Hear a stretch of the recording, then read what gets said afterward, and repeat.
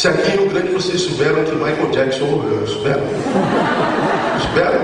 Souberam, claro que souberam.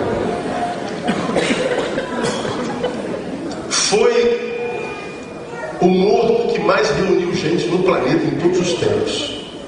Todos os tempos.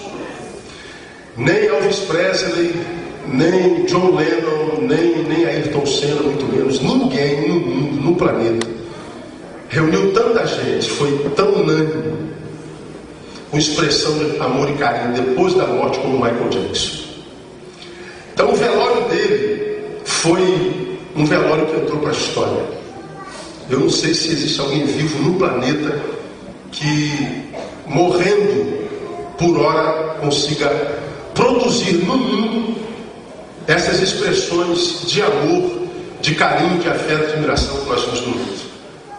Todavia, quando eu vi isso acontecendo no planeta, e eu era um admirador de Michael Jackson, a minha adolescência foi tatuada por Michael Jackson.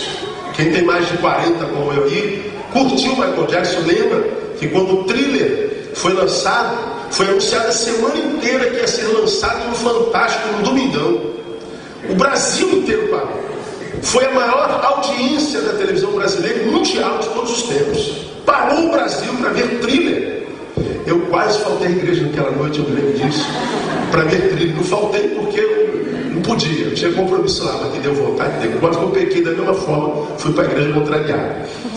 Porque a gente era muito influenciado por Michael Jackson. Michael Jackson foi uma febre internacional. Os últimos anos dele foram de decadência. Mas depois da morte, eu, nas minhas elucubrações, fiquei fazendo uma análise, tentando tirar alguma lição para compartilhar, e por onde eu passasse, sobre esse fenômeno que a morte de Michael Jackson produziu no planeta. O Iraque parou, gente. Não tinha guerra no Iraque. Os homens bombas pararam para ver o velório. No Irã, na Ásia, no Polo Norte, cientistas que estavam lá naquela pedra de gelo pararam para ver Michael Jackson. Os 5 continentes envolvidos em torno de um televisor para ver o velório do Michael Jackson. No mundo inteiro nós tínhamos declarações de amor quase que dantescas, declarações de amores exageradas, gente dizendo-se apaixonada por Michael Jackson, gente que amava Michael Jackson. Você tem uma ideia da morte dele para cá? Foram vendidos quase 10 milhões de CDs. 10 milhões nesse mês da morte dele. E ele que estava endividado, em decadência, não vendia mais nada. Eu sentado no meu sofá e vendo aquele velório, e já tendo sido alcançado pela surpresa da morte dele, porque foi uma surpresa, e fiquei vendo as reportagens do mundo inteiro por essas declarações de amores por Michael Jackson. Eu fiquei pensando, engraçado, enquanto ele estava vivo, as declarações de amores como estas não apareceram. Os últimos anos dele foram de decadência total. Os últimos 15 anos de Michael Jackson foram de vergonha, foram de solidão, foram de sugamento, todo mundo dizendo que foi abusado por ele para tirar dinheiro dele, um monte de sanguessuga querendo tirar o que ele ganhou com o talento, com o trabalho dele, a mídia inteira chamando de bizarro, de esquisito, de doente, de monstro, o mundo inteiro acusando ninguém comprando seus CDs, todos fazendo chacota do nome dele, todos humilhando, todos o abandonaram, todos. Michael Jackson é o típico caso de um ser humano que nasceu, morreu sem ter vivido. Ele é um exemplo crasso disso. Nós vivemos numa sociedade que testemunha isso com muita facilidade. Pessoas que nascem e morrem sem ter vivido, passam pela vida sem conhecer vida. Para mim, Michael Jackson foi um exemplo desse. Mas não, pastor, Michael Jackson foi muito rico. Michael Jackson tinha bilhões de dólares. O que adianta ter $1 bilhão se ele não pode ir no shopping comprar um tênis? Para que serve $1 bilhão se eu não posso sentar na esquina e comer um churrasquinho com meu filho, com a minha mulher? Gastar aonde aquele $1 bilhão se ele não podia sair de casa? Então, em função disso, ele não viveu, existiu investiu, como disse Renato, não tinha como gastar e só podia tentar transformar a sua existência e vida, vivendo excentricamente. Nunca conseguiu ser alguém que atraísse amigos para o Michael, mas atraiu bajuladores para o astro. Nasceu, morreu, sem ter vivido.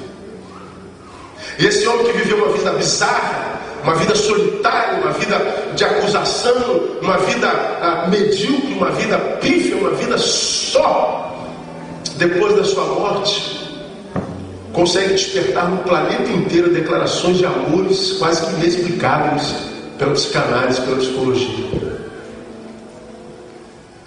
Eu não conseguirei mais viver sem ele, eu não sei como será a minha vida sem ele. O mundo empobrece com a morte de Michael Jackson. Eu fico vendo essa expressão de amor, quanto mais uma expressão de amor que só é manifestada depois da morte. Portanto, uma manifestação de amor que não vale nada. Uma expressão de amor que não vale absolutamente nada, que não serve para nada, porque nenhuma dessas declarações de amor manifestas no mundo inteiro Michael Jackson pôde receber, porque ele já estava morto. Eu fiquei pensando cá comigo e pretendo compartilhar com vocês nesses minutos poucos. O que acontece conosco, sociedade humana, que temos a tendência de expressar o nosso amor por quem amamos, geralmente depois que morre? Por que nós, sociedade humana, não amamos Michael Jackson enquanto estava vivo? Por que não dissemos que o amávamos enquanto estava conosco? Por que nós temos essa mania de vermos uma pessoa morrendo e vamos no velório dela e falamos assim: olha, aqui era um bom marido, um bom vizinho, um bom pastor, um bom filho, um bom pai. E aí a gente morre, a gente que tem expressão no meio da sociedade, aí de repente eu morro. Por esses dias você vai lá em Betânia, prédio de educação religiosa, pastor Neil Barreto. Não interessa mais, estou morto. Rua Doutor Gustavo da Cunha. Você pode passar em Rio Grande todinho no Brasil, toda rua tem um nome, não tem? Só de defunto. Ninguém tem nome de rua vivo. Ninguém dá nome a prédio vivo. Ninguém recebe homenagem enquanto vivo. A homenagem é sempre póstuma. Aí analisando aquela expressão de amor comovente, duas sensações me vêm à mente. O ser humano, por pior que esteja a sociedade, ainda consegue amar. Há amor no coração dos homens. Todavia, uma segunda verdade: esse amor, ele não consegue ser expressado quando precisa ser expressado. Porque ver um morto gerar uma expressão de amor coletiva no mundo inteiro é lindo. Mas essa expressão de amor que o morto despreza ou desperta na sociedade é um amor que, embora amor na sociedade, não serve para melhorar a vida de ninguém, porque ela só é desperta depois que a pessoa morre. Que amor é esse? Que a morte consegue despertar e a vida não. Aí eu fiquei pensando.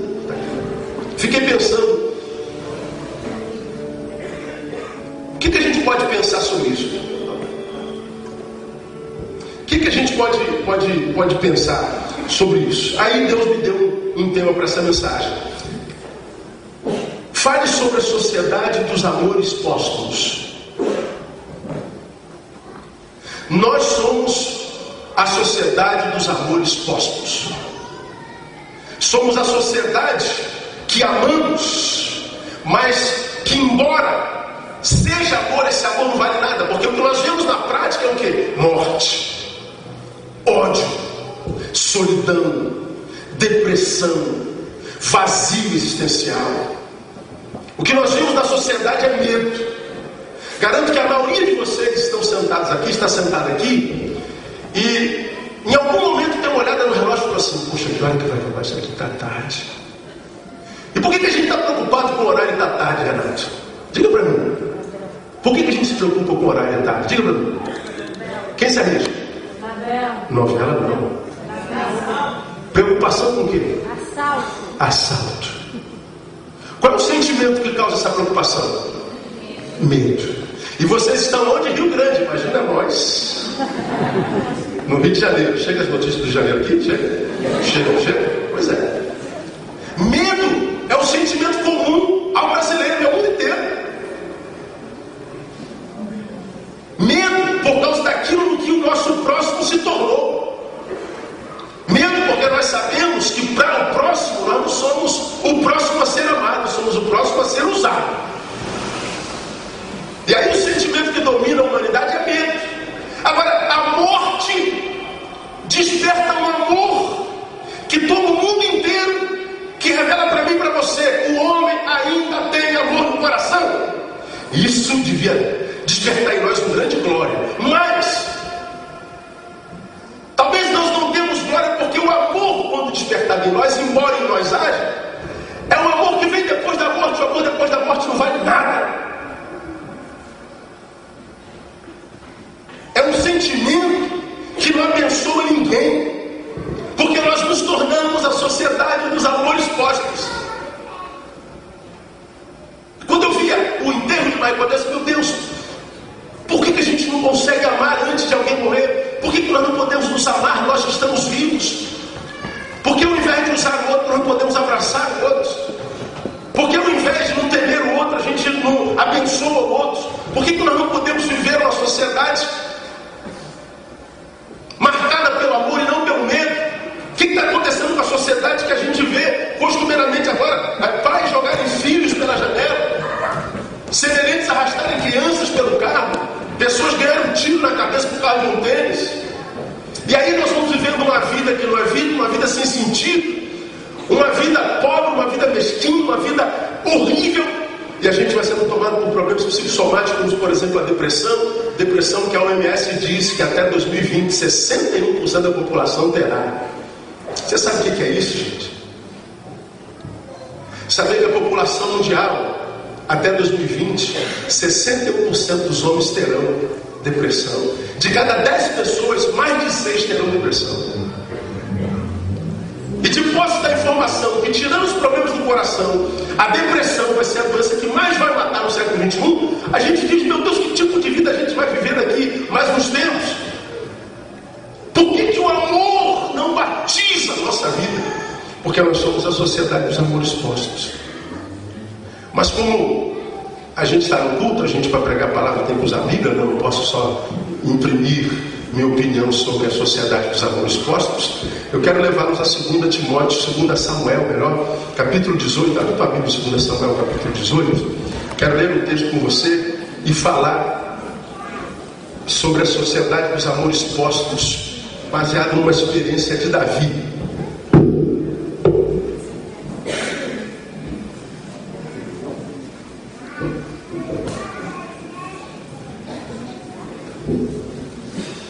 Que fenômeno é esse que a morte consegue produzir e nem a vida não consegue?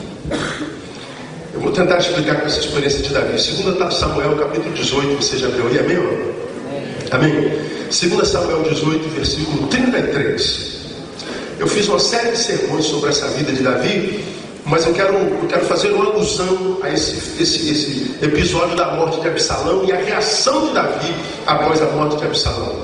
Pelo que o rei, 2 Samuel 18, 33, pelo que o rei ficou muito comovido, e subindo a sala que estava por cima da porta, pôs-se a chorar, e andando dizia assim: meu filho Absalão, meu filho Absalão, quem me dera que eu morrera por ti, Absalão, meu filho Absalão. Vou repetir: meu filho Absalão, meu filho Absalão, meu filho Absalão, quem me dera que eu morrera por ti, Absalão, meu filho Absalão. Davi está chorando a morte do seu filho.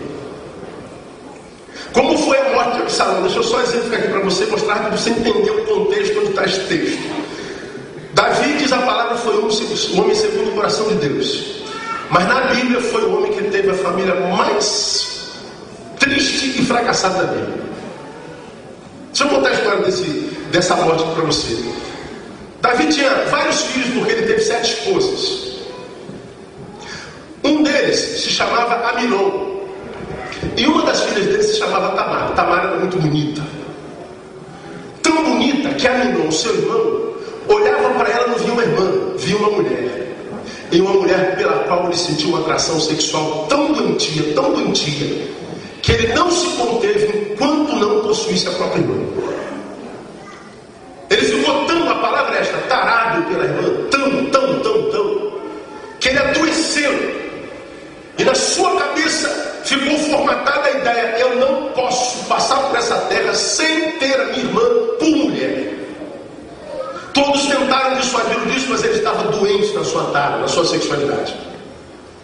Então ele disse: eu tenho uma ideia. Ele fingiu-se de doente, foi para o seu quarto, fingiu estado febril, simulou uma febre e mandou que alguém chamasse Tamar, sua irmã, para cuidar dele. Tamar, muito gentil, correu à casa do irmão para tratar do irmão que estava com febre. Quando Tamar, sua irmã, entra no seu quarto, ele se levanta da cama, a joga na cama, a violenta, a estupra, e depois que estupra sua própria irmã, ele tem ânsia de vômito, tem nojo da irmã e a bota para fora do quarto quase que violentamente. Um irmão estuprando a irmã. Ambos filhos de Davi. Bom, quando Davi sabe que Aminon estuprou Tamar, vocês sabem o que Davi faz? Nada. Davi não faz nada. Davi não diz uma palavra. Davi não chama Aminon, não briga com Aminon, não disciplina Aminon, não chama Tamar, não consola Tamar. Davi não faz nada. Alguns poucos meses se passaram e um outro irmão de Aminon e Tamar, chamado Absalão, irado com o irmão por ter estuprado a sua irmã querida e principal, e muito mais ainda com o silêncio do pai, que não fez nada, que não disse nada, que não se pronunciou, permitiu que uma amargura, uma mágoa tomasse seu coração, e essa mágoa se transformou em ódio. Ódio por Aminon e ódio por Davi por causa do seu silêncio. E ele diz: se meu pai não faz nada, eu farei alguma coisa, eu vou vingar a minha irmã Tamar. E aí Aminon tem uma outra grande ideia, Absalão tem uma grande ideia. Ele vai até o pai, depois que alguns meses haviam passado, e fala assim: pai, eu vou caçar com os meus amigos, eu queria que Aminon fosse comigo, queria que o senhor permitisse que meu irmão fosse comigo. Davi, o pai ausente, pensa: puxa, eu acho que a ira no coração de Absalão está passando, acho que ele está apaziguando o seu coração. Que bom, eles vão passear no campo, eles vão caçar, eles vão se dar bem, eles vão conseguir voltar a se falar de novo. Então vai lá, meu filho, vai passear com o seu irmão. Só que Absalão não tinha dito que a caça era o seu irmão Aminon.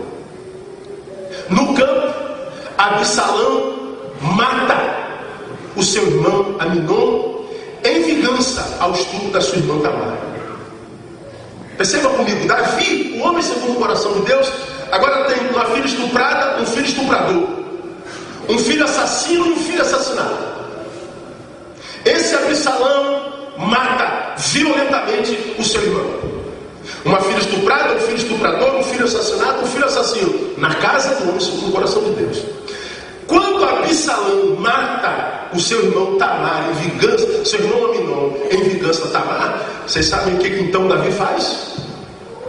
Davi não faz nada. Davi não fala nada. Davi não dá um pio. Davi não se mexe. Absalão ficou esperando que o pai viesse para ele trocar uma ideia, para quem sabe ele jogasse na cara de Davi que ele era um pai pífio, um pai falho, um pai ausente. Mas Davi não faz nada. O que Absalão faz? Ele foge para a casa de um avô, pai de uma das esposas de Davi, que não era a principal e que tinha problema relacional com Davi. Quando Davi vê que Absalão vai para a casa do avô, Davi pensa: está tudo lá no livro. Bom, quem sabe ele indo para a casa do vovô, o vovô não consegue apaziguar a ira desse menino. É bom que ele vá para a casa do vovô, porque casa de vovó é melhor do que casa de papai, geralmente, né? Então, vovô vai dar um jeitinho no meu filhinho, e o meu filhinho vai ficar bem. Só que o avô enche o coração de Absalão contra Davi. Absalão junta um exército, desce contra Davi, toma ele no reino. E Davi foge pelos fundos para não morrer. Absalão faz um levante, toma o trono de Davi e Davi foge para não morrer. Absalão reina por um pouco tempo. Davi consegue reorganizar o seu exército e volta de novo para tomar o seu trono, e consegue tomar o seu trono, e Absalão sobe no cavalo e foge do seu próprio pai. E Davi então diz para o seu chefe de exército: olha, tragam-me Absalão, mas não toquem nele. Não toquem no meu filho, tragam-me até aqui. Tenho assuntos para tratar com ele. Absalão então, diz o texto, subiu no cavalo e foi cavalgando. Pessoas atrás dele para capturá-lo. Absalão era muito cabeludo, seus cabelos esvoaçantes. Quando ele passa embaixo de uma árvore, o cabelo dele prende nos galhos das folhas, e ele fica pendurado pelo cabelo. Um cavalo passa embaixo dele, vai embora, ele fica pendurado, agarrado pelo cabelo, com o pé fora do chão. O chefe do exército Davi, contrariando a ordem de Davi, tira sua espada e atravessa a espada no peito de Absalão. Davi, o homem segundo o coração de Deus, agora tem um filho estuprador, uma filha estuprada, um filho assassino, um filho assassinado e outro filho assassinado. Quando chega a notícia de que o filho de Davi, Absalão, o outro filho, foi assassinado, estava morto, Davi, teu filho é morto. Aí Davi reage dessa forma: Absalão, meu filho, Absalão, meu filho, Absalão, quem me dera morrer por ti, Absalão, meu filho, Absalão, Absalão, quem me dera morrer por ti. Isso é expressão de amor póstumo. Davi está dizendo: quem me dera morrer por ti, Absalão, meu filho, Absalão. Davi está dizendo que queria morrer pelo filho, no lugar do filho, mas ele não teve coragem de viver com o filho. Eu quero morrer por ti, Absalão, quem me dera morrer por ti. Absalão queria que ele morresse por ele. Absalão queria que o pai vivesse com ele. Isso é amor póstumo. Quando eu vi essa expressão de amor póstuma sobre Michael Jackson, é o que me veio à mente. A sociedade dos amores póstumos, que na verdade é a síndrome do pai Davi. Nós estamos doentes com a síndrome do pai Davi.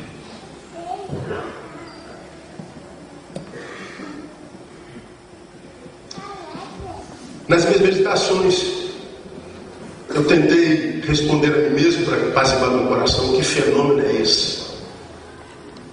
Que a morte consegue despertar e que a vida não consegue. E para mim, esse fenômeno que transforma a gente numa sociedade que ama, mas ama de forma póstuma, de modo que revelamos em nós a síndrome do pai Davi, que quer morrer por ele, mas não teve coragem de viver por ele. O sentimento que gera isso em nós e gerou em Davi esse choro se chama culpa. Sabe por que Davi está aqui chorando? Absalão, meu filho, Absalão, que me deram morrer por ti. Culpa. Sabe por que o mundo parou para chorar a morte da Michael Jackson? Culpa. Consciente ou inconsciente? Culpa. E eu digo do quê? Primeiro, culpa por não ter materializado o amor. Não materializar o amor nada mais é do que reduzir o amor a um mero sentimento. E amor não é só um sentimento. Quando é que nós descobrimos que estamos doentes na área emocional? Quando é que a gente percebe que nós somos de fato sociedade do amor póstumo? Quando é que nós descobrimos que nós temos a síndrome do pai Davi? Quando nós reduzimos o amor a um mero sentimento. E o amor que é só um sentimento não vale nada. Querem ver? Suponha que eu amo o Renato. Renato, eu te amo, eu te amo, eu te amo, eu te amo. Sim, amo. Daí? O que esse amor está gerando na vida dele? É um amor que, embora tenha informado ao objeto amado que o ama, se esse amor não se materializar em gestos, atitudes, olhares, presentes, amizade, esse amor não vale de nada, é só sentimento. Esse amor, ainda que tendo sido informado ao objeto amado, continua sendo amor platônico. Amor platônico é aquele amor que um sente pelo outro, mas que o objeto amado nunca saberá. É aquele amor que só está dentro daquele que sente. É como aquela pessoa que de repente está aqui da mesma igreja, ele senta aqui e ela senta lá do outro lado, mas ele morre de paixões por ela. Quando ela chega, os olhos deles brilham. Quando ela chega, o coração tem taquicardia. Jesus tem poder. Ela chega. Aleluia. Quando ela não vem, o culto não presta. O culto hoje não foi bom. Mas ele nunca vai dizer para ela por quê. Muita areia do meu caminhãozinho, pastor. Eu costumo dizer, dá 2 viagens, Mané. Dá 3 viagens, isso é muita areia. Mas vai lá. Mas não, o cara não tem coragem. Ele ama de fato. Está aqui alguém que ama e lá está o objeto do amor. Mas se o objeto do amor não sabe o amor dele, ser amado ou não muda nada. Ele a ama, aquele de lá a odeia, e ela não sabe nem do amor dele e nem do ódio daquele. Que diferença tem o amor do ódio? Nenhuma. Sabe por quê? Porque não foi materializado. Reduzimos o amor a um estado tão somente de sentimentos. Quando nós dizemos amar e não materializamos esse amor, vivemos um amor que não presta para nada. E é por causa disso que muitos casamentos, por exemplo, têm acabado. Porque o marido diz amar a mulher, mas não mostra.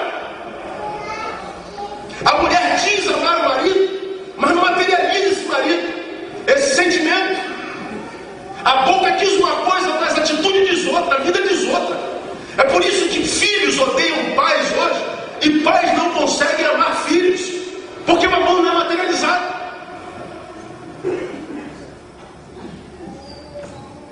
Reduzimos o amor a um mero sentimento, e amor, sentimento não vale de nada, porque o objeto amado não pode receber os frutos desse amor. Agora, consideremos que o amor, pensem comigo, o amor é como Deus se define, irmão. Amor é como Deus se define. A Bíblia diz lá em 1 João capítulo 4, versículo 8: aquele que não ama não conhece a Deus. Por quê? Porque Deus é amor. Diga, Deus é amor. Deus é amor, vamos juntos? Deus é amor. Agora, que tipo de amor Deus é? O mesmo capítulo 4, 1 João, no versículo 9, diz assim: nisto se manifestou o amor de Deus para conosco, em que Deus enviou seu Filho unigênito ao mundo, para que por ele vivamos. Deus é amor, tá lá. Mas no versículo seguinte está dizendo: nisto se manifestou o amor de Deus, que enviou Jesus. Ou seja, Deus é o amor materializado. Deus é o amor que vai além do verbo, vai além do poema. Deus é o amor que faz bem ao objeto amado. Deus é amor. Por isso que quem não ama não conhece a Deus. Agora veja que coisa interessante. Quando a Bíblia diz mais adiante que por se multiplicar a iniquidade, o que esfriaria? O amor esfriaria. Quando a iniquidade se desenvolver e se multiplicar na terra, o amor esfriaria. Sabe do que o evangelista está falando? Está falando que a ação de Deus no homem seria reduzida. E quando esse amor fosse reduzido a mero sentimento, esse amor, embora amor, seria um amor que não é mais Deus. Esse amor não faz bem para ninguém. Talvez você agora tenha a resposta por que a gente vê o mal se proliferando na terra com tanta efetividade, com tanta ligeireza.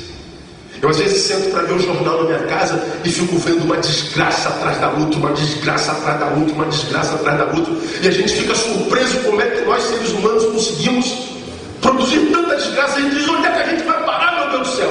A gente não vai parar. 2 Timóteo capítulo 3 diz que o homem, os últimos tempos seriam penosos, porque os homens seriam amantes de si mesmos, detratores, violentos, desobedientes aos seus pais, mais amantes dos deleites do que amigos de Deus. E a gente vê a sociedade se desumanizando, essa sociedade horrível de ser que nós somos hoje. Embora seja uma sociedade, vimos agora nessa semana por parte de Michael Jackson, uma sociedade que tem capacidade de mostrar um amor mundial. Esse amor mundial que um morto produz não consegue fazer bem a vida de vivo nenhum. E ver isso na televisão mundial, em mim causou espanto. Vocês querem saber? Me tirou o sono. Porque amor de defunto não vale nada. Quando eu vi esse texto aqui, Deus me deu essa palavra, que o amor transformado ou reduzido, deformado ao mero sentimento, não é amor de Deus, que embora amor não faça bem para ninguém, porque é amor que não vale nada, porque é só sentimento. Me veio a palavra de Tiago, que fala sobre fé. Lembra daquela palavra de Tiago? Ele diz que a fé sem as obras é o quê? Morta. Fé sem obra é fé de defunto. Fé de defunto não vale nada.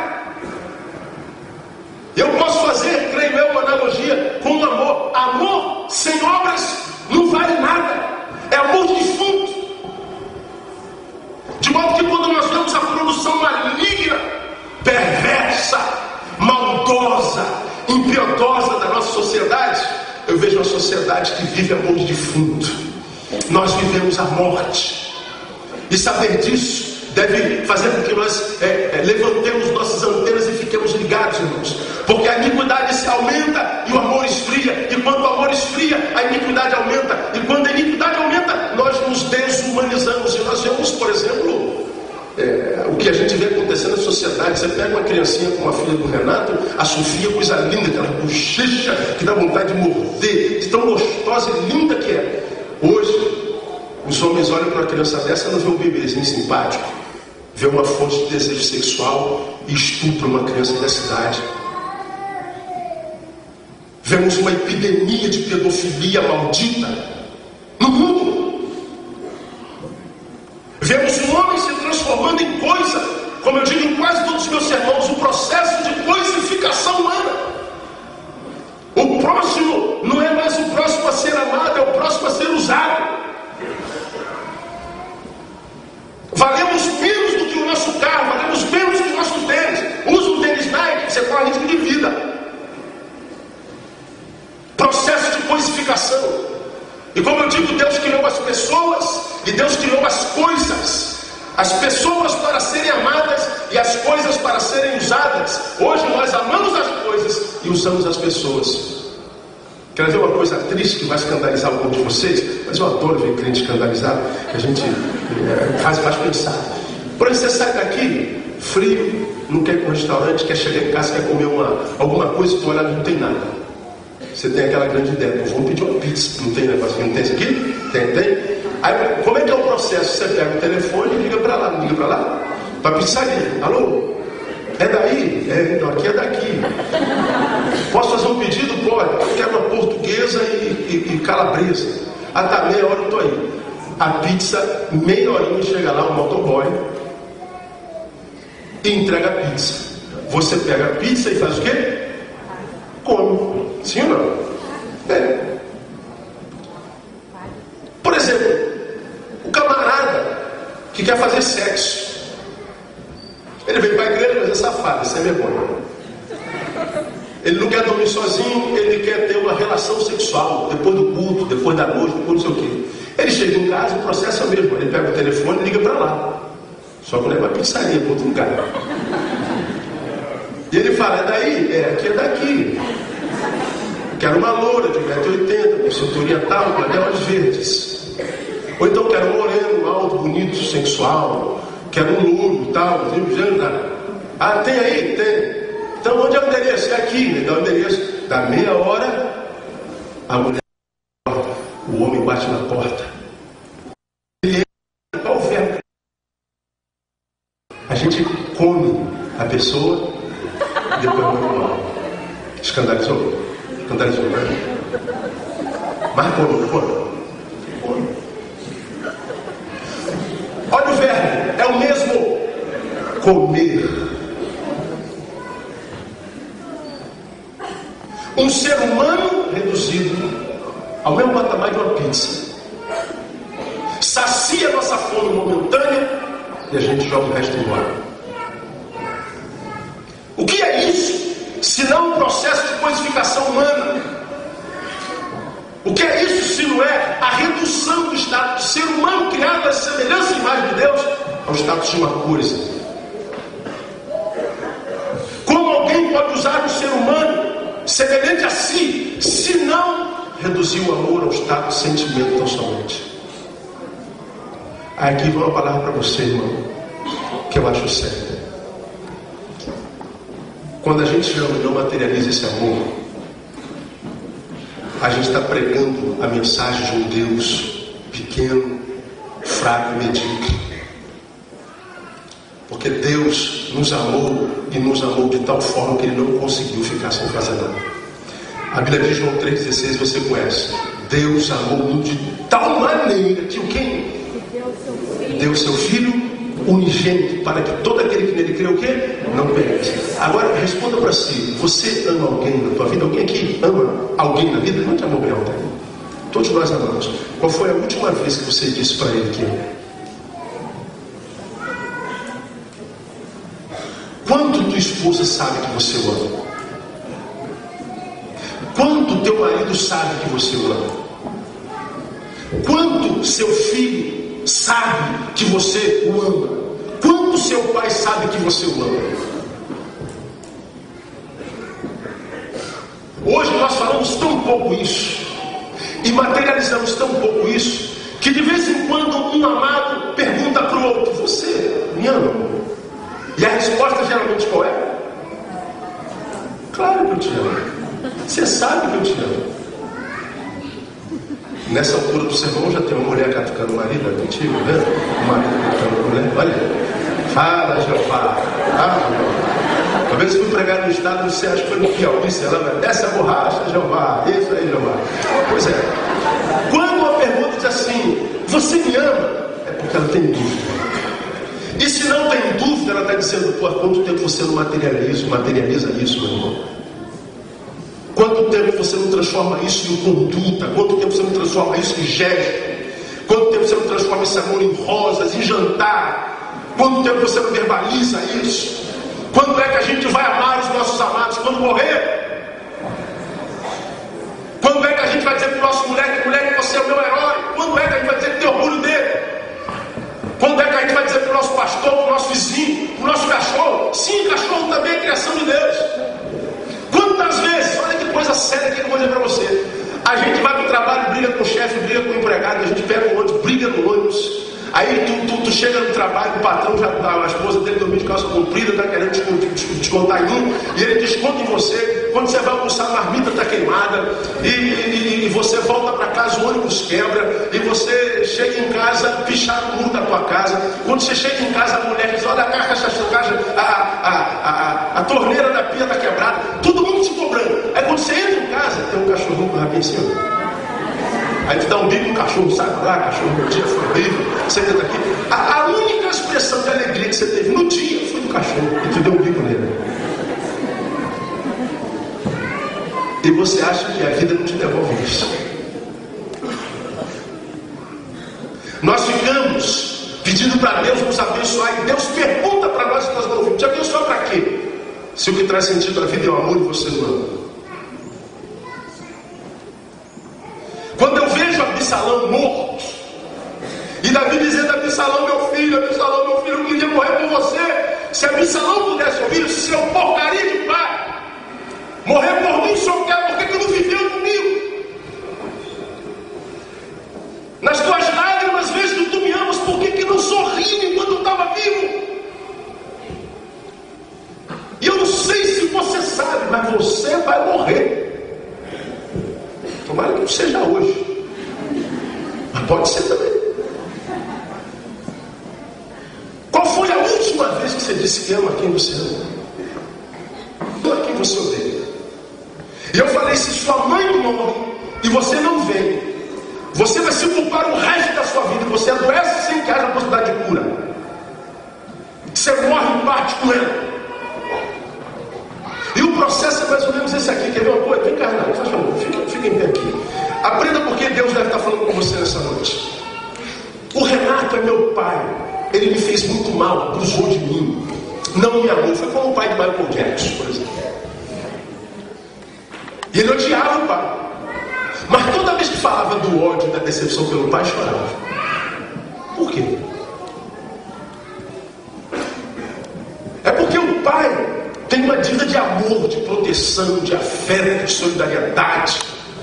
E quando o pai não faz isso, o pai se torna devedor do filho.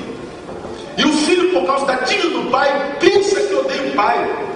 esse ódio, sentimento, mas lá no cerne, lá da alma, ele ama o pai. O que ele queria era um abraço, era o respeito, era o carinho, era a presença. De modo que é criado um ódio no coração dele. Isso aqui é meu ódio, tá vendo meu ódio? Tá? Eu odeio meu pai. Quando meu pai é vivo, o meu ódio encontra lugar e abrigo. O meu ódio, toda vez que eu dirijo em direção a ele, tem um lugar onde ficar. Pode eu ver aqui. Eu odeio meu pai. Tá lá. Meu ódio encontra guarida. Agora, quando meu pai morre, morreu meu pai. Meu pai não está ali. O ódio ainda está em mim. Só que quando o pai não está ali, eu vou odiar. Meu ódio não encontra mais respaldo. Meu ódio não tem mais um objeto. Meu ódio vai sumindo. E quando ele some, o amor morre. O sentimento original vem à tona. Quando esse sentimento original vem à tona, é que o sujeito vai descobrir o quanto amava o pai. Só que o pai não existe mais. E o que vai sobrar? A culpa de não ter amado enquanto pôde amar. Quando essa culpa vem à tona, pode sentar, obrigado, sentou. Quando essa culpa vem à tona, essa culpa se torna o teu Satã. E não há mais como se ser curado dela. Então deixa eu falar para você aqui nessa noite. Tem gente aqui, porque se não tivesse Deus não me daria essa palavra, não era essa palavra que eu ia pregar hoje, que tem sentimentos ou relações rompidas com gente que ama, por causa de uma traição, por causa de uma atitude, por causa de uma ausência. Gente que você amou, quem sabe, por 20 anos, 30 anos. A criancinha está disputando comigo, me desconcentra, viu, mãe? Gente com quem você teve uma relação de 20, 30 anos, mas ele falhou uma vez contigo. Ele te traiu. E por causa daquele fenômeno histórico ou cronológico, você o riscou da sua história. Você jogou uma história de 30 anos no lixo por causa de um feito cronológico. Ele te traiu, ele te machucou e você o prendeu fora do seu coração por causa de uma atitude. Decepção, amargura, mágoa. Ele foi fiel por 30 anos, por 10 anos, por 5, por 15 anos, mas é uma vez. E você o riscou da sua história. Ele não faz mais parte de você. Mas você, se tiver coragem, vai admitir, sente falta dele. Sente saudade dela. Sente falta do tempo em que vocês se abraçavam, em que vocês sentavam, em que vocês jantavam, em que vocês se amavam, em que o amor era materializado, mas por causa de uma traição, por causa de uma fofoca, por causa, será, de um sentimento menor do que o amor que você sentiu a vida inteira, vocês se afastaram. Deus está falando nessa noite, olha, amor se tornará uma coisa tão rara na humanidade, que quem ainda sente amor deveria dar glória a Deus e não deveria abrir mão dele de jeito nenhum, porque vai ser raro como a água daqui a alguns anos. Deixa eu dizer uma coisa para você, amado. Tem amor no teu coração? Então ama no nome de Jesus. Dá uma catucada no irmão que está do seu lado para mim e diz assim: irmão, trata de amar quem você de não ter materializado o amor. Síndrome do pai Davi. Davi nunca mais veria o seu filho. Davi nunca mais beijaria seu filho. Davi nunca mais jogaria bola com seu filho. Davi nunca mais estaria na formatura do seu filho. Davi nunca mais poderia nem ficar em silêncio com os pecados dos filhos.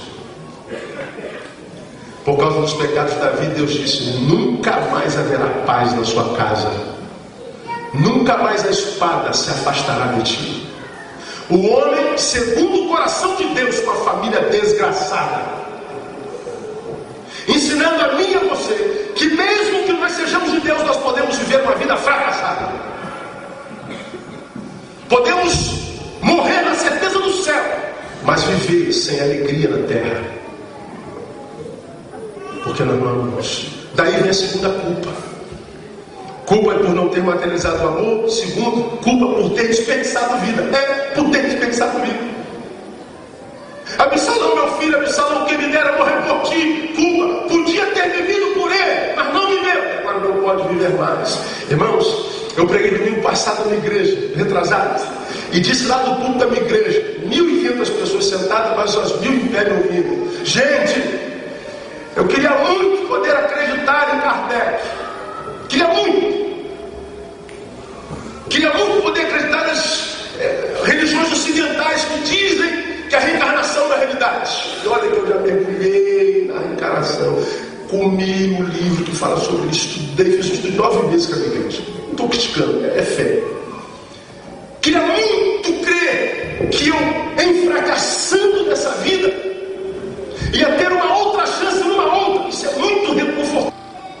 Se aquela mulher não existisse, eu não conheceria esse amor de homem para mulher. Sabe por que eu conheço amor de pai? Porque Deus colocou Tamar e Thaís no nosso caminho.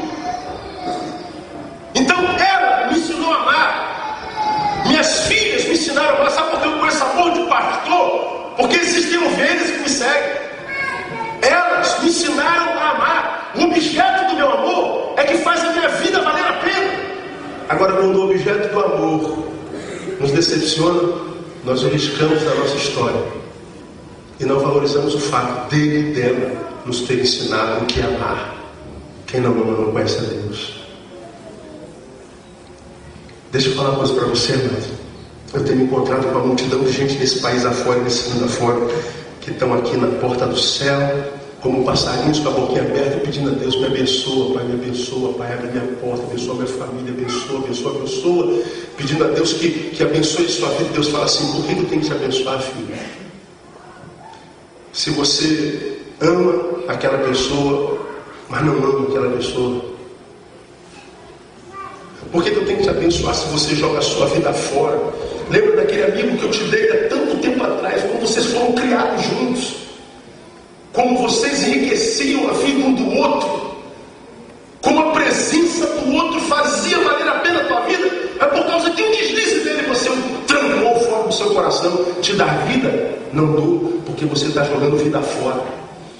Jesus veio desde sempre, ele disse: eu vim para que vocês tenham vida e vida com abundância. Ora, se Deus veio para que a gente tivesse vida abundante, por que a gente vive como sociedade uma vida tão medíocre? Porque a gente joga a vida fora. Como é que a gente joga a vida fora? Abrindo mão de amar, sendo uma sociedade de amores póstumos, sendo uma sociedade que tem a síndrome do pai da vida. E quem tem síndrome do pai da vida vai viver uma vida que, quando chegar no final, vai olhar para trás e o que vai sobrar é nostalgia, porque vai perceber que jogou vida fora durante muito tempo. Perguntei para você pensar na cama. Uma semana tem 168 horas. Quantas horas dessa semana você viveu de fato de verdade? E quantas horas você jogou fora com questões, com bobagem, com discussões, com sentimentos pequenos? Estava saindo em viagem, não sei se fui para Goiânia agora, cada dia eu estou no estado pregando. Aí Thaís, minha filha menor, me pediu para ir num lugar e eu não estava em casa, nem a mãe dela. Eu saí cedo, a mãe estava dormindo, eu ia pegar o voo de madrugada, quase 7 horas da manhã, 6 horas. Aí eu fui dar um beijo na Thaís. Aí Thaís me pediu para ir num lugar. Eu falei: não, filho, papai não vai estar em casa, não tem quem te busque. Se acontecer alguma coisa, quem vai te pegar lá? Aí eu fui dar um beijo nela. Ela deu um beijo, aquele beijo comunitário, desejado. Aí virou pro outro lado. Falei: Thaís, não vai dar um beijo direito pro papai? Não, já dei, pai, pode ir, pode ir. E eu, mais criança do que ela, fiquei com raiva. Então vou embora também. Dei as costas e vou embora. Um idiota, né? A criança já é assim, tá normal, mas o pai já é assim, é pior que a criança. Aí eu entrei no carro, o motorista da igreja estava lá embaixo, o Jorge que me leva para o aeroporto. Quando eu chego na porta do condomínio, aí eu falo assim: meu Deus, estou sendo brigado com a minha filha, vou andar de avião. E o avião está caindo toda hora para lá e para cá. E se meu avião estiver caindo e eu lembrar que eu não bebi minha filha direito, não, Jorge, volta. Esqueci alguma coisa? Não, esqueci. Aí voltei, subi, Peguei a Thaís, agarrei a Thaís, beijei a Thaís, cheirei a Thaís, apertei a Thaís, belisquei a Thaís, disse eu te amo, eu te amo, eu te amo, eu te amo, mesmo que você está com raiva de mim, eu te amo, eu te amo, eu te amo. Aí ela me abraçou, me beijou, eu te amo, eu te amo, eu te amo, que ela é carinhosa pra caramba, e a gente chorou junto, a gente se beijou, a gente se amassou, eu fui embora, para morrer em paz. Amém. É o amor que faz a vida valer a pena. Deus te deu a graça de amar pessoas. Ame essas pessoas. Porque se você amar com o amor de Deus que materializa esse amor, Deus não vai deixar faltar vida na tua vida. Você vai viver todo dia da tua vida cheio de vida. Vai viver muitos anos de vida, muita vida em cada ano. Porque eu tenho visto muita gente viver muitos anos de vida, mas cada ano sem vida. O que faz a vida valer a pena é o amor. Termina. Culpa por ter desperdiçado vida. Terceiro e último. Culpa por saber que o amor não vivido e a vida desperdiçada nunca mais serão resgatados. Nunca mais. Amor não vivido trata-se de uma perda que nunca mais poderá ser reparada. São perdas irreparáveis. Irreparáveis. Portanto, como diz Augusto Cury em um dos seus livros, se você foi vítima de sua história até aqui, pega a tua história na mão e daqui para frente seja o autor dela. Tenho encontrado com gente que quando olha para trás vê a sua história, da sua história foi vítima, só ralou, só apanhou, só derrota, foi vítima da história. Deus está dizendo para você hoje: toma a tua história na mão e daqui para frente seja o autor dela, o agente dela, o escritor dela. Como eu sou autor e escritor da minha história? Amor. Está aqui hoje, Deus mandou essa palavra para você. Chega em casa, pega o telefone e liga para a mãe que está longe: mãe, eu amo você. Ah, mas pastor, se eu falar isso, minha mãe vai dar uma patada. O problema é dela. Ama você a ela. Teu amor vai ser uma semente. Essa palavra, eu te amo, essas palavras podem mudar o curso de uma história. Muda o curso de uma história. Porque a gente colhe o que planta e não colhe o que não planta. Pastor, parece que eu nasci para perder. Eu nasci para ser um miserável. Eu nasci para sofrer. Não, meu irmão. Você é filho de Deus. Deus não bota filho no mundo para perder. Amém. Se você é filho de Deus, quantos são filhos de Deus aqui? Levanta: eu sou filho de Deus. Diga: eu sou filho de Deus. Diga uma vez mais: eu sou filho de Deus. Se você é filho de Deus, Deus botou você no mundo para vencer, para viver uma vida que vale a pena ser vivida. Mas eu não consigo. Veja a tua relação de amor. Veja a tua relação de amor. Veja o quanto você amou. Porque se não amar, nós somos como objeto do amor da sociedade dos amores cósmicos. Michael Jackson nasceu, morreu sem ter vivido. Somos como uma sociedade que ama Michael Jackson, que ama, mas o amor não vale nada. Seremos vítimas da síndrome do pai Davi, que amou o filho tarde demais. O resto da vida dele foi culpa, solidão e tristeza. Mãe, está ligado com seu filho? Dá um abraço nele essa noite. Deixe que o amor fale mais alto do que a decepção. Deixe que o amor fale mais alto do que a mágoa. Deixe que o amor fale mais alto do que a amargura, do que o rancor. Porque você é alguém que, quem sabe, ama a quem odeia. Só que se morrer, olha, o ódio não encontra mais pouso. O amor vai renascer e o que vai sobrar é culpa. Não espera morrer. O tempo de amar é hoje. Como a palavra de Deus volta vazia, Deus trouxe gente aqui para ouvir isso hoje. Quem quer viver uma vida que vale a pena ser vivida, tem que começar a rever suas relações de amor. Porque é o amor que faz a vida valer a pena. Ainda que eu falasse a língua dos anjos e dos homens e não tivesse amor, ainda que eu distribuísse todos os meus bens para o sustento dos pobres, se eu não tivesse amor, essa é se tornaria pobre sem causa. Falar a língua dos homens e dos anjos é ser especialistas em comunicação, ser homem ponte, que consegue unir céu e terra, homens e homens, especialista em comunicação. Distribuir os bens dos pobres e ser o maior filântropo que o mundo pode conhecer. Ainda que eu entregasse meu corpo para ser queimado, me tornasse o maior mártir da história, se não for por amor, morreu à toa. Porque ele está dizendo que não importa o que você fez, nem o que você sabe, o que importa é o quanto você amou. Portanto, eu creio que essa noite pode ser a noite da tua cura. Essa pode ser a noite da tua restauração. Essa pode ser a noite divisora da tua história. Porque você está correndo atrás da felicidade há anos, em tantos cantos, entrando e saindo de igreja, achando que a igreja que vai fazer o milagre, achando que é Deus que vai fazer o milagre. Deus não faz por nós o que a gente pode fazer. E o milagre está na capacidade de tornar a amar. Eu queria orar com você. Agora eu queria que eu tomasse lugar. Nós já estamos encerrando. Vou passar a palavra para o Renato já. Mas se Deus deu essa palavra, irmão, o que Deus está fazendo aqui nessa noite, através de mim e dessa palavra, é amando você, materializando seu amor. Sabe como eu vejo essa palavra? Deus dando uma tremenda declaração de amor para alguns de vocês. Porque nós, evangélicos, não temos a coragem de falar isso. Vivemos muitas vezes uma mentira muito grande. Falamos de amor, falamos de fogo, de ódio, de poder, de autoridade. Dizemos na coletividade que vivemos a vida, só vitória, só vitória, só vitória. E não é só vitória, é mentira. Temos um monte de derrota na vida.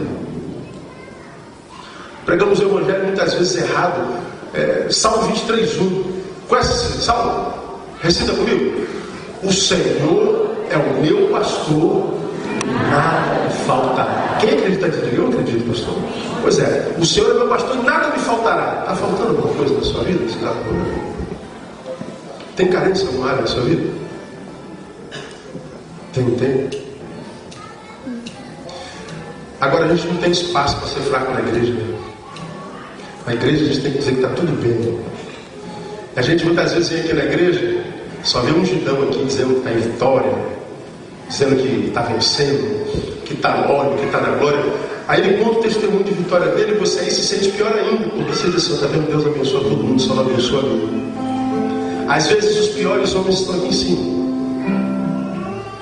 Escuta, eu vou te falar quantas vezes, irmãos, eu entrei no púlpito da minha igreja querendo não estar ali. Lá tem 2 portas atrás do púlpito grande.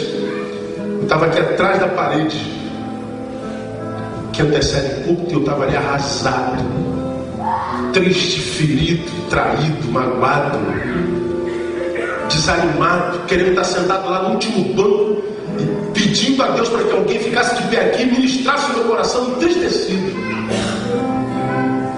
Mas como pastor a gente não tem esse privilégio.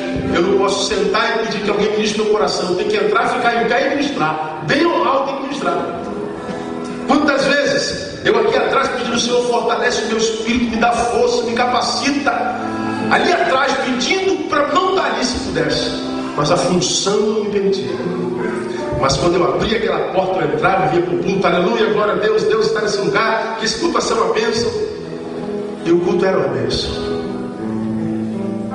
Acabava o culto, eu voltava lá para trás e falava, Deus, isso é uma farsa. Aquela alegria que eu tenho lá dentro não é verdadeira. Um dia Deus falou comigo, sabe por que você só tem alegria no púlpito, na igreja dele? Porque você acha que eu sou Deus do domingo tão somente. Você acha que eu só sou Deus na igreja, na coletividade. E eu não me relaciono com aquele ser que você é quando tem um monte de gente olhando para você. Eu me relaciono com aquele ser que você é quando não tem ninguém olhando para você. O Deus que a gente adora não é Deus de domingo, ele é Deus de segunda, de terça, de quarta, de quinta, de sexta e sábado. Naquele dia eu entendi, Deus, eu não quero só o Deus de domingo, eu quero o Deus que você é de segunda-feira de manhã. Eu quero o Deus da terça-feira à tarde, da quarta-feira à noite. Eu quero Deus e a alegria do Senhor, que é a nossa força todo dia. Mas Deus está falando, eu não posso abençoar mentirosos. Eu não posso abençoar farsantes. Hoje a gente procura viver a vida mais simples, mais honesta que a gente possa viver. Porque eu aprendi que saúde é aproximar o homem público o mais próximo possível do homem individual. Aproximar o Neil que eu sou, quando não tem ninguém me olhando, o mais próximo possível daquele Neil que eu sou, na cabeça de vocês. E na cabeça de vocês, dos outros, nós somos sempre maiores, menores do que vocês possam imaginar.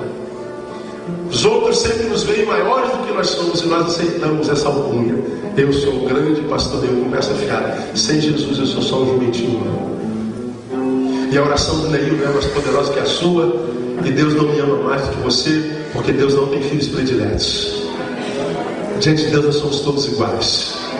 Mas então por que, pastor, tem gente que é tão abençoada na igreja e gente parece que das quais Deus se afastou? Por causa da postura diante dele. Você quer viver uma vida de mentira, impressionando homens? Ele vai dizer, já recebeste o teu galardão. Agora você quer ser sincero, dizer, pai, eu preciso de cura, eu preciso amar quem eu amo, eu preciso materializar o amor, eu estou errado e a vida está fugindo de mim. Você tem coragem, porque muitas vezes declarar isso é ver algumas pessoas se afastando de você porque elas querem um super-homem, não o homem que você é. E super-homens não existem. Então Deus mandou essa palavra para dizer para você, filho, você tem buscado cura, equilíbrio, vida, paz em tantos lugares, não tem conseguido lugar nenhum. Deus está mandando você reveja seu amor, porque você faz parte da sociedade dos amores póstumos. Tem a síndrome do pai Davi. E a síndrome do pai Davi nos impede de amar enquanto estamos vivos. Você só tem essa vida para ser feliz. E o que conta no final não é o quanto a gente fez, o quanto a gente sabe, é o quanto a gente amou. Essa palavra foi para você? Vamos ficar em pé? Pastor, essa palavra foi para mim. Tive a oportunidade de louvar com tanta liberdade, te louvando muito mais por essa palavra que tu ministraste ao nosso coração. Ó Deus, somos parte de uma sociedade que ama com amor difuso. Somos parte de uma sociedade marcada por iniquidade, cujo amor se esfria cada manhã. Somos parte de uma sociedade que nasce e morre sem ter vivido. Somos parte de uma sociedade que não vive uma vida que vale a pena ser vivida. Somos uma sociedade que tem a síndrome do pai Davi. Portanto, Deus, à luz da tua palavra, nós estamos aqui no altar, aqui na frente, nessa noite, dizendo, Pai, ajuda-nos a materializar o nosso amor. Ajuda-nos, ó Deus, a não reduzir o amor ao mero sentimento, um sentimento que não vale a nada. Ó Deus, nós queremos amar e mostrar isso com a nossa vida, com a nossa atitude, com a nossa voz, com o nosso gesto, com o nosso carinho, com o nosso afeto, com a nossa presença. Ó Deus, eu te louvo porque eu sei que nessa noite famílias estão sendo restauradas no nome de Jesus. Maridos estão se convertendo à mulher e mulheres ao marido. Sabemos que está acontecendo a conversão do pai ao filho, do filho ao pai. Sabemos que famílias estão sendo curadas, porque Jeová Rapaz está lhes curado. Ó Deus, cura o amor dessa família, cura o amor do pai, da mãe, da esposa, dos filhos. Cura, ó Deus, essa história. Restaura amizades quebradas. Restaura, ó Deus, histórias interrompidas pela amargura, pela mágoa, pela decepção. Que o amor do Senhor seja o nosso remédio.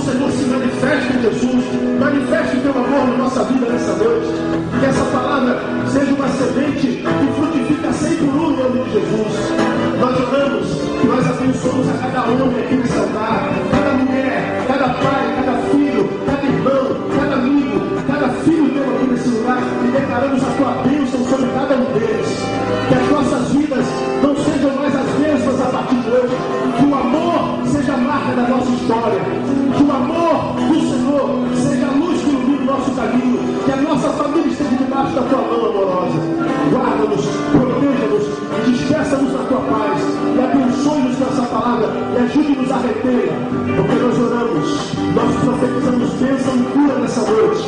E o fazemos na autoridade do nome que é sobre todo nome. O nome de Jesus, nosso amado, que vive e reina para sempre.